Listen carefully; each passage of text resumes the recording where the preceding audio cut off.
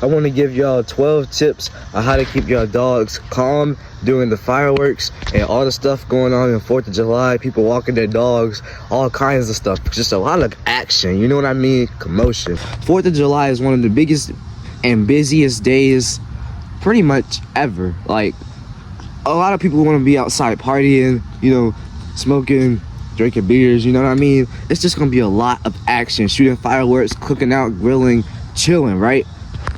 And then at night, they all start boom, boom, boom, fireworks.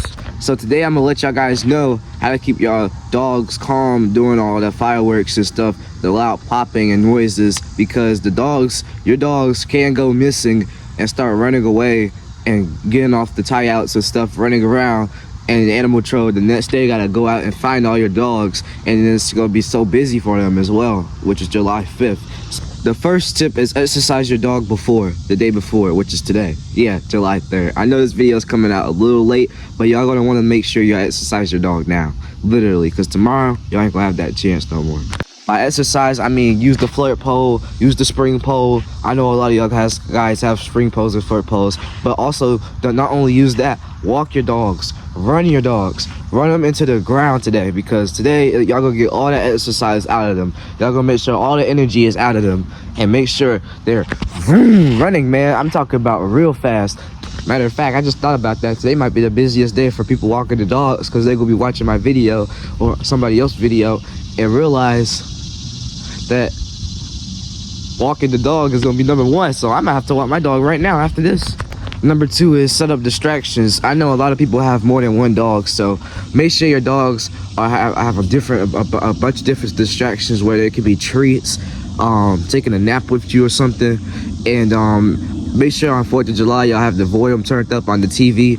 If y'all got that surround sound, that's even better.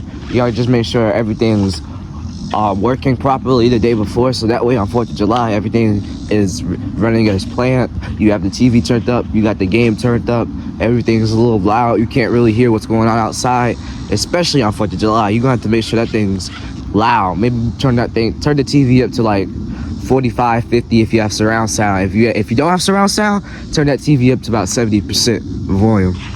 Yeah, really, if you have surround sound, make sure that thing's at 35, 40, because that junk be loud.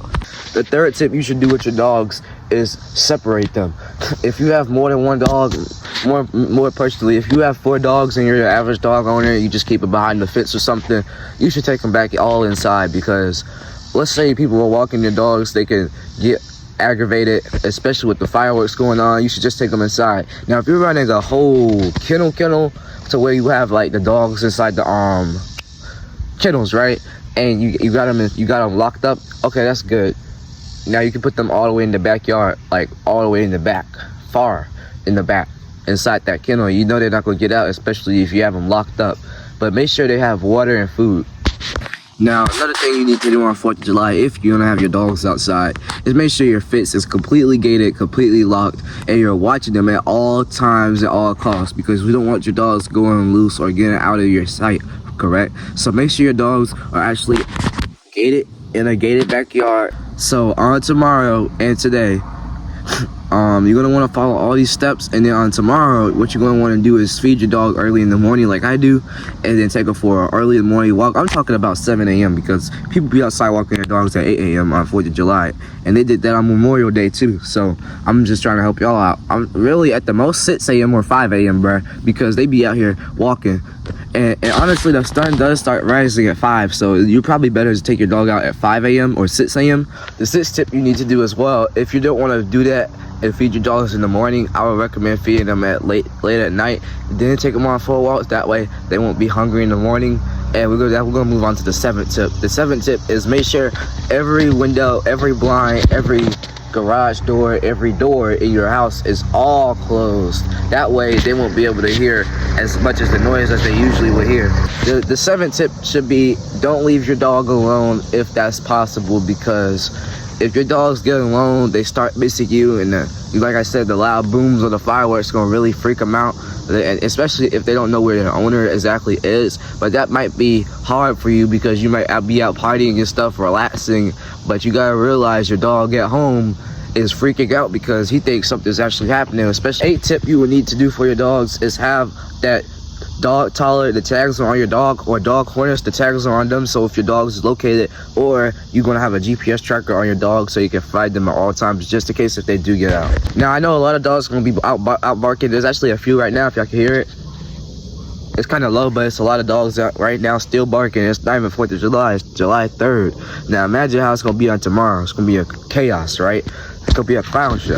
So what you're gonna wanna do is make sure you have every single noise distraction you can do, possibly get your dog. If you're gonna take your dogs out tomorrow, make sure they're kind of distracted. I will have my gate closed for sure tomorrow, and ain't nobody coming through that because all the distractions and stuff. So make sure everything's secluded, everything is correct. There's no little holes so your dogs just dig through and get out. If you're gonna leave your dog out, I would not.